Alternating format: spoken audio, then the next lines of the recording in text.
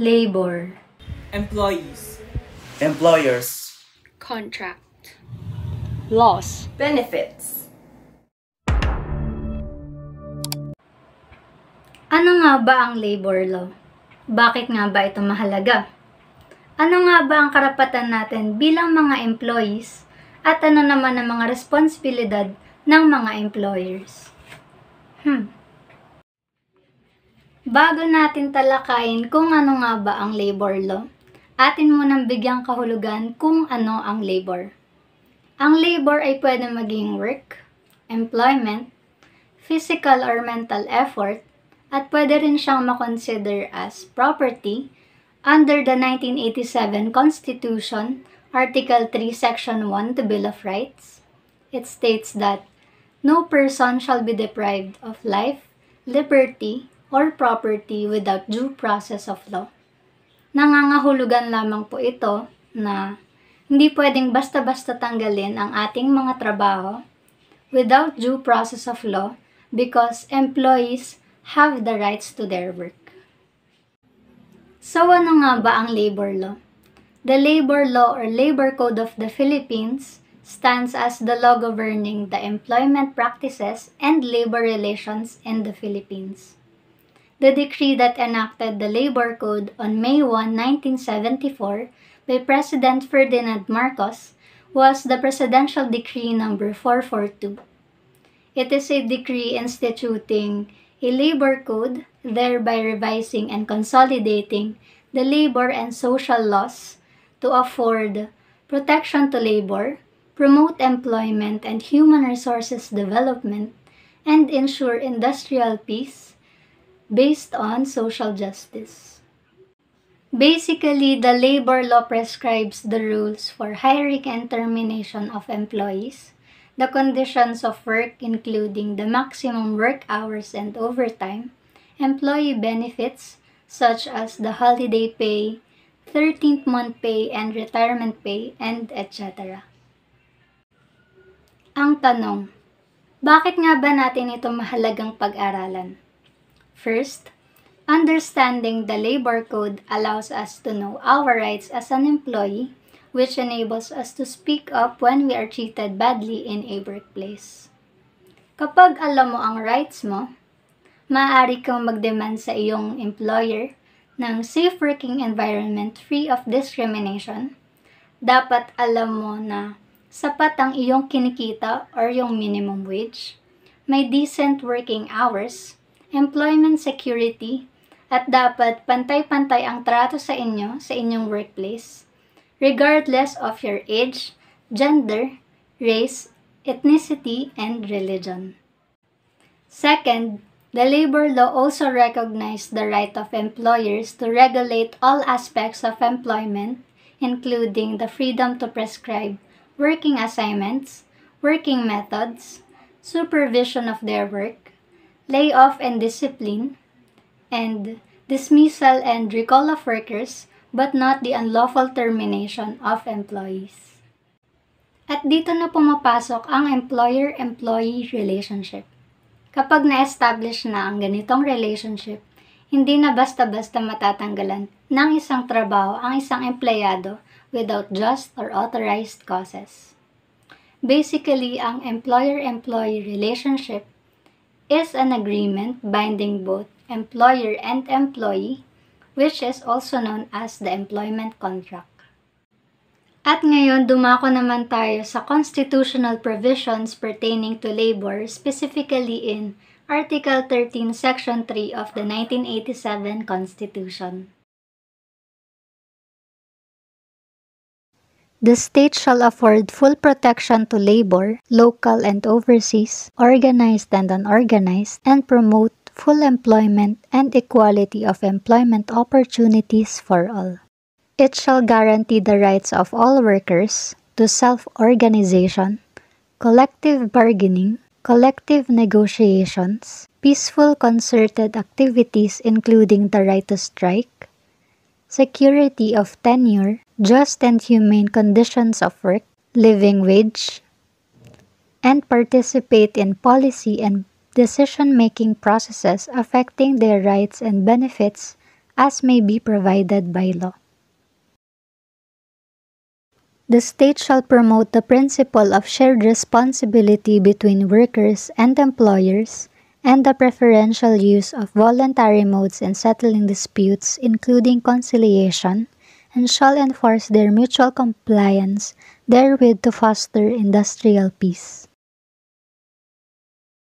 The state shall regulate the relations between workers and employers, recognizing the right of labor to its just share in the fruits of production and the right of enterprises to reasonable returns to investments and to expansion and growth.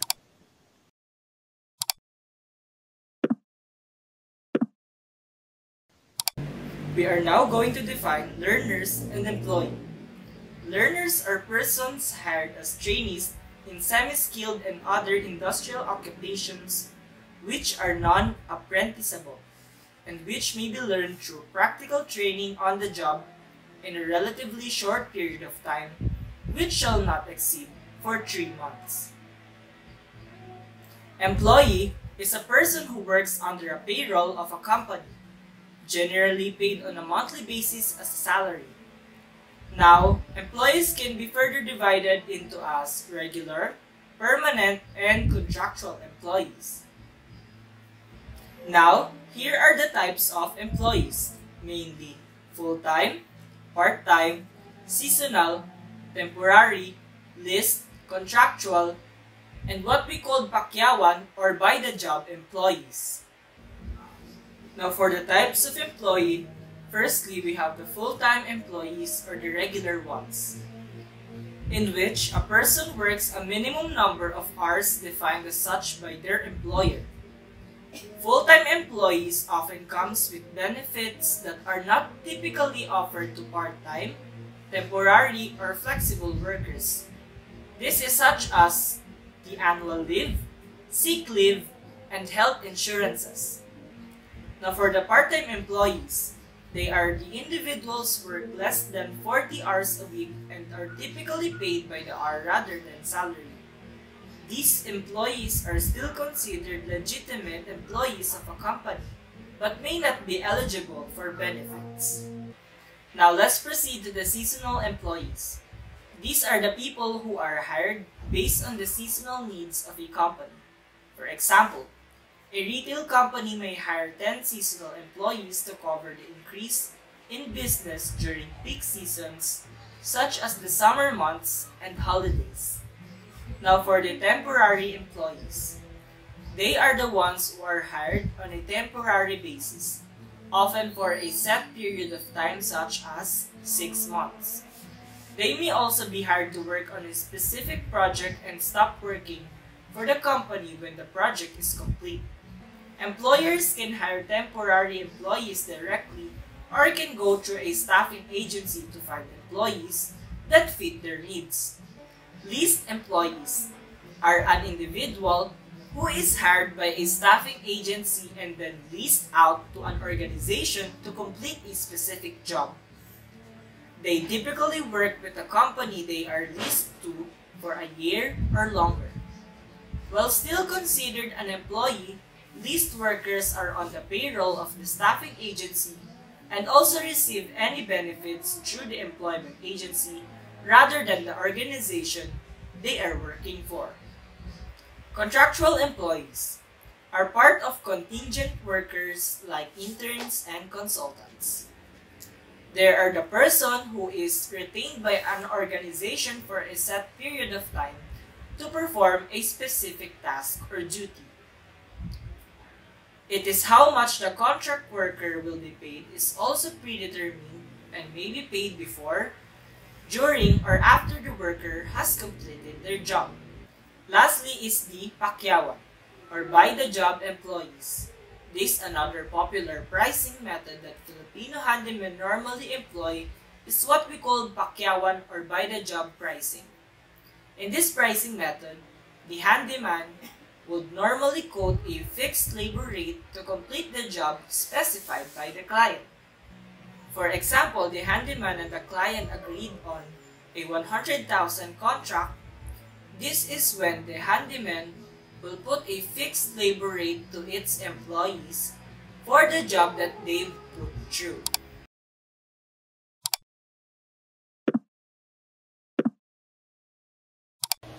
We will now proceed with power of employers. But first, what does this mean for our employers?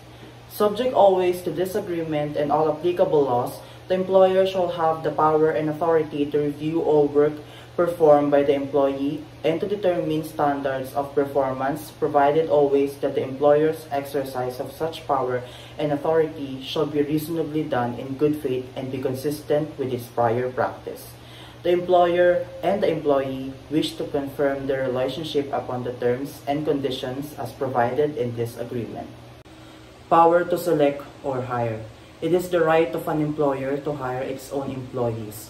Labor laws do not generally authorize interference with the employer's judgment in the conduct of its business. Thus, the determination of the qualifications and fitness of workers for hiring are exclusive prerogatives of management. The employer is free to determine using his own discretion and business judgment all elements of employment from hiring to firing, except in cases of unlawful discrimination or those which may be provided for by law. Next is the power to control. It refers to the employer's power to regulate how the work is done. This is the most important aspect of the fourfold test. Absent the power to control the employee with respect to the means and methods of accomplishing his work, and there is no employer-employee relationship between the parties. Power to dismiss or fire. Before terminating the services of an employee, what procedure should the employer observe? An employer shall observe procedural due process before terminating one's employment. May an employer dismiss an employee? What are the grounds? Yes, an employer may dismiss an employee on the following just causes.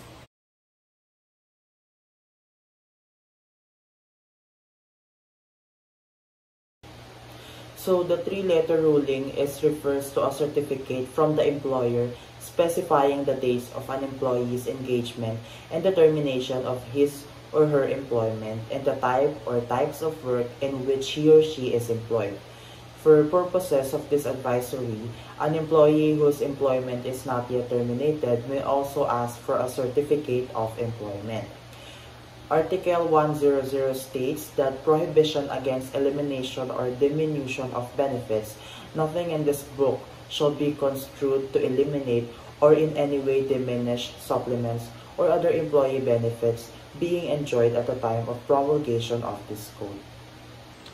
Just authorized causes. Authorized causes are grounds for separation of employment of an employee. They cover all employees regardless of rank or status. There are standards for each authorized cause set or prescribed by jurisprudence or Supreme Court decisions as well as dollar regulations. Separation pay is due to employees who have been separated due to authorized causes except for closing or cessation of business due to serious financial losses.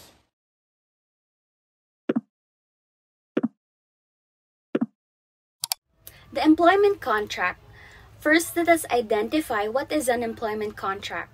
It is a legal and notarized document that contains all the terms and conditions of the job, including the duties, salary, work hours, and confidentiality.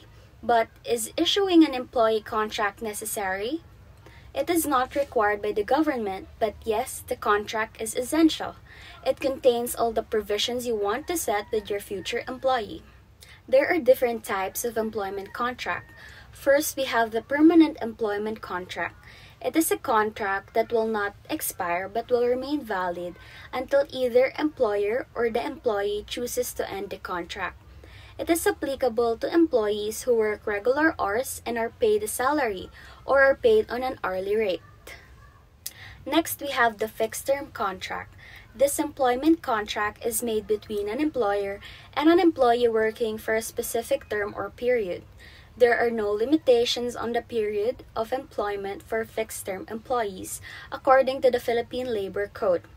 If the contract exceeds a year, the employee shall be regularized.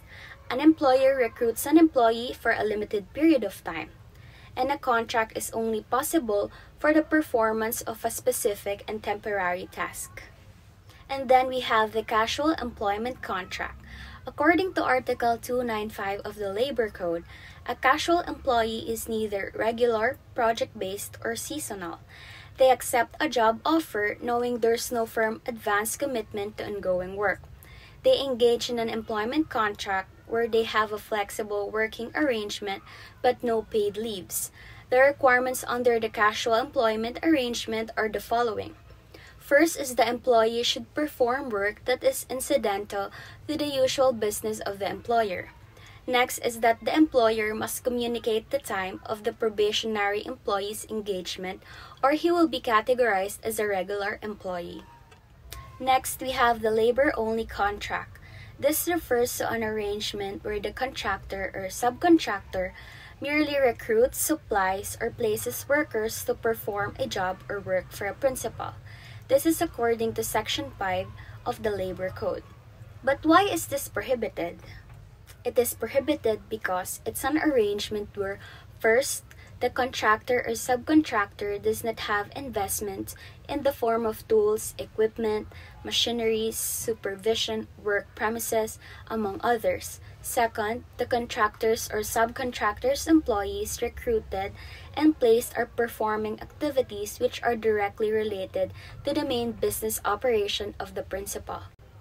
Third, the contractor or subcontractor does not exercise the right to control over the performance of the work of the employee.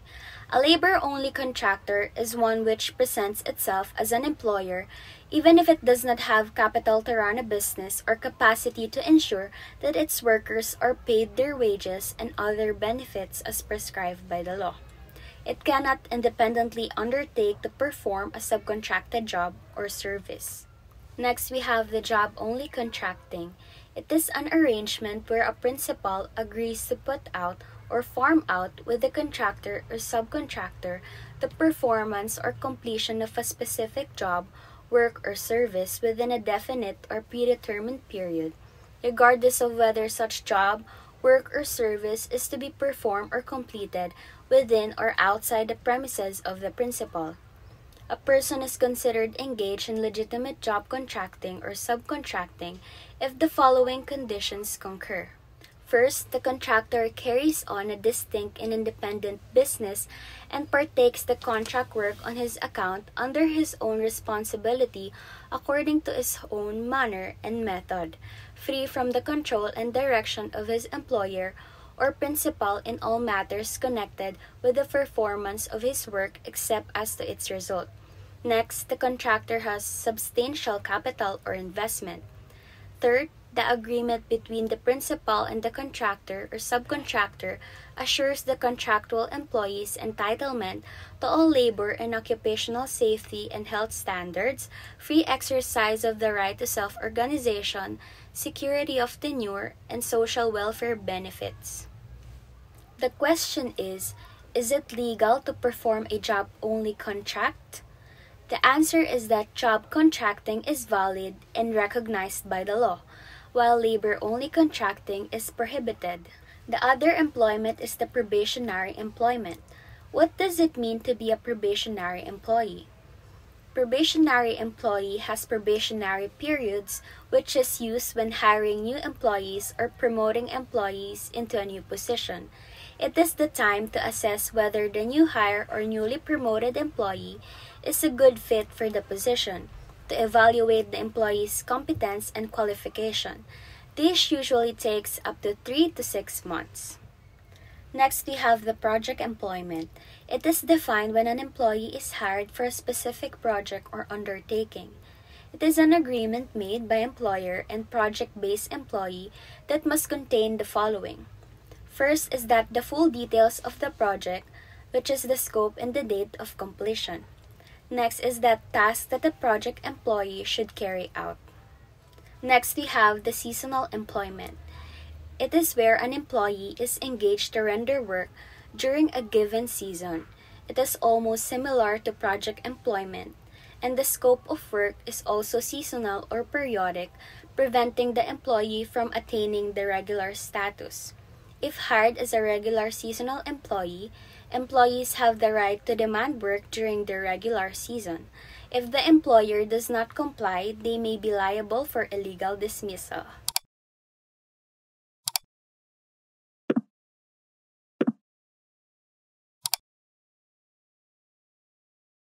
Now let us discuss the conditions of employment. First and foremost is the hours of work. According to the Article 83 of the Labor Code of the Philippines, the hours of work shall not exceed of 8 hours a day, and it is exclusive of 1 hour lunch break. For the meal periods, according to the Article 85, meal period is not less than 60 minutes or 1 hour time off for regular meals of employees, which is non-compensable. Rest periods or coffee breaks running from 5 to 20 minutes shall not considered compensable working time. Regular pay or base pay, it is the initial salary paid to an employee, not including any benefits, bonuses, or raises. It is the rate of compensation an employee receives in exchange for services. An employee's base pay can be expressed on an hourly rate or weekly, monthly, or annual salary. For the night shift differential, according to the Article 86 of the Labor Code of the Philippines, every employee shall be paid plus 10% of the hourly rate for work between 10 o'clock in the evening and 6 o'clock in the morning. For the overtime work pay, there is a plus 25% of the hourly rate for work performed in excess of 8 hours on ordinary day, and a plus 30% of the hourly rate for work performed in excess of 8 hours on rest day, special day, or regular holiday. For the right to weekly rest day, according to the Article 91 of the Labor Code of the Philippines, there is a rest day of not less than 24 consecutive hours or 1 day for every 6 days of work, which should be scheduled by the employer upon consultation with the employees. For the compensation for rest day, Sunday, or holiday work, or also called as Subpremium Pay, according to the Article 93 of the Labor Code of the Philippines, premium pay refers to the additional payment for work within 8 hours on rest days or special days. There is a plus 30% for the daily basic rate, or a total of 130% for work performed on rest day or special day, plus 50% of the daily basic rate, or a total of 150% for work performed on special day falling on the employee's rest day, and a plus of 30% of the daily basic rate, or a total of 260% for work performed on a regular holiday falling on the employee's rest day. For the right to holiday pay, according to the Article 94, every worker shall be paid his regular daily wage during regular holidays, except in retail and service establishments regularly employing less than 10 workers. The employer may require an employee to work on any holiday, but such employee shall be paid the compensation equivalent to twice his regular rate. And as used in this article, holiday includes New Year's Day, Monday, Thursday, Good Friday, April 9, May 1, June 12, July 4, November 30, December 25, and 30, and the day designated by law for holding a general election. For the 13-month pay, all rank and file employees are entitled to receive 13-month pay regardless of the nature of their employment, and irrespective of the methods by which their wages are paid, provided they work for at least 1 month during a calendar year. The amount of 13-month pay shall be at least 1/12 of the total basic salary earned for the year, which shall include all earnings paid by his or her employer for services rendered, but does not include allowances and other monetary benefits, such as the cash equivalent of unused vacation and sick leave credits, overtime, premium, night shift differential, holiday pay, and COLA. It should be given to the employees not later than December 24 of every year. For the retirement pay, it is the amount given an employee who has reached the age of 60 years for optional retirement and 65 years old for compulsory, and who has served the company for at least 5 years of service. the minimum retirement pay is equals to 22.5 days multiplied by daily rate and multiplied by the number of years of service. For the maternity leave benefits, according to the Article 133 of the Labor Code of the Philippines, maternity leave with pay of 60 days for normal delivery and 78 days for cesarean section delivery for every pregnant employee in the private sector, whether married or not married. A female employee should be an SSS member and must have paid at least 3 monthly contributions within the 12-month period. And lastly, the paternity leave. According to the Republic Act of 8187 or the Paternity Leave Act of 1996, every married male employee in the private and public sectors shall be entitled to a paternity leave of 7 days with full pay for the first 4 deliveries of the legitimate spouse with whom he is cohabiting. The male employee applying for paternity leave shall notify his employer of the pregnancy of his legitimate spouse and the expected date of such delivery.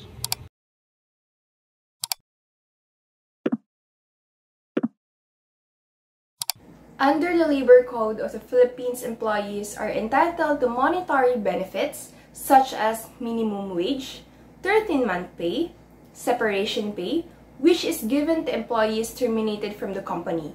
The only exception are those terminated because of misconduct or crime involvement. There are 2 types of separation pay: the half-month pay per year of service and 1-month pay per year of service.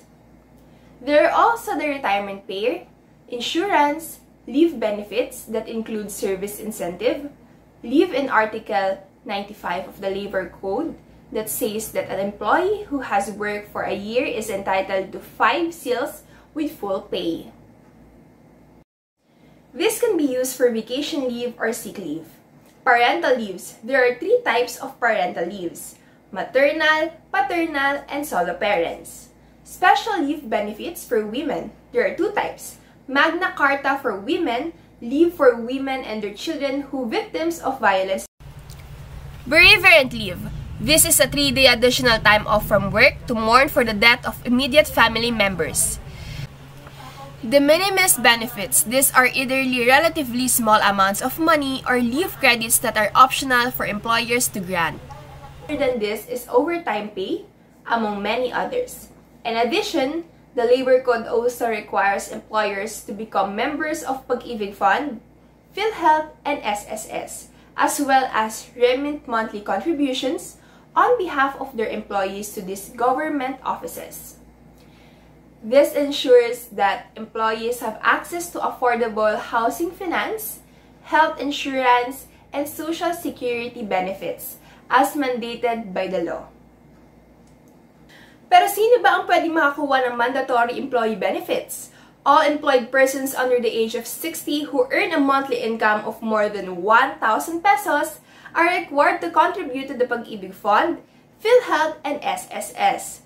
Government employees under the retirement age of 65 years old and officers of the following who are under the age of 60 are mandated by law to contribute to the GSIS.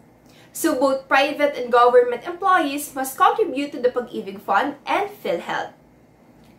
Membership is optional. However, for self-employed persons, overseas Filipino workers, and non-working spouse. Foreign nationals working in the Philippines must also make contributions to SSS, HDMF, and PhilHealth. Membership is mandatory unless exempt under some of the Philippines totalization agreements. Employers are also required to contribute on behalf of their employees to the Pag-ibig Fund. Provides that the lowest interest housing and land acquisition loans to its member that are payable for up to 30 years. This gives every Filipino worker an opportunity to own a house and easy payment plans that can directly deducted from their monthly wages. Republic Act No. 1161 as amended by RA 8282, an act to create a social security system providing sickness, unemployment, retirement, disability, and death benefits for the employees.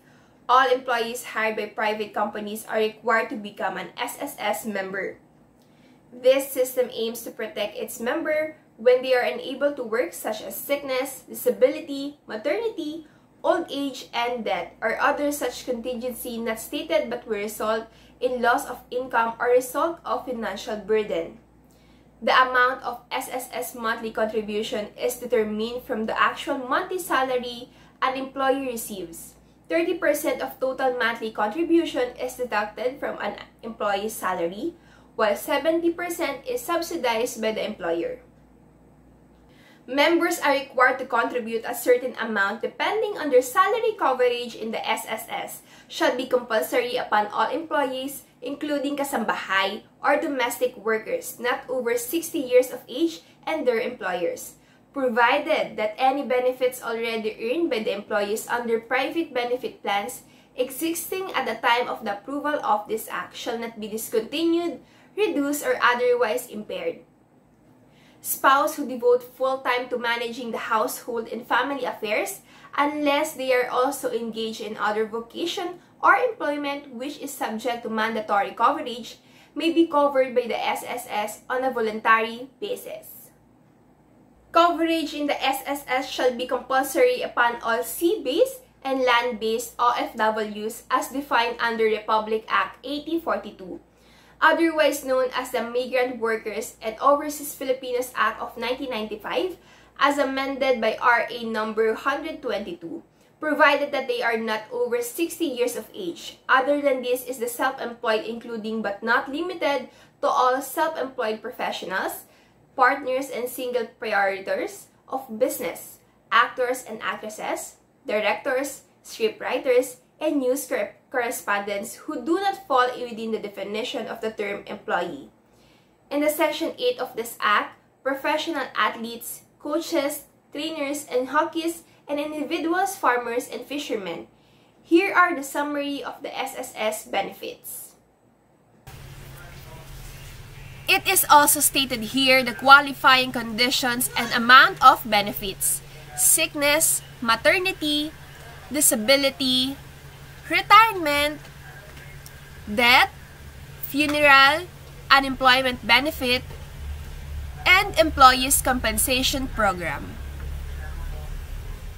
The Republic Act number 7875, an act instituting a national health insurance program for all Filipinos and establishing the Philippines Health Insurance Corporation. This act shall be known as the National Health Insurance Act of 1995. Ano nga ba ang National Health Insurance Program? Ito ay isang social insurance program na kung saan sinasagot nito ang pagbili o paggamit ng health services na sakop ng beneficiaries.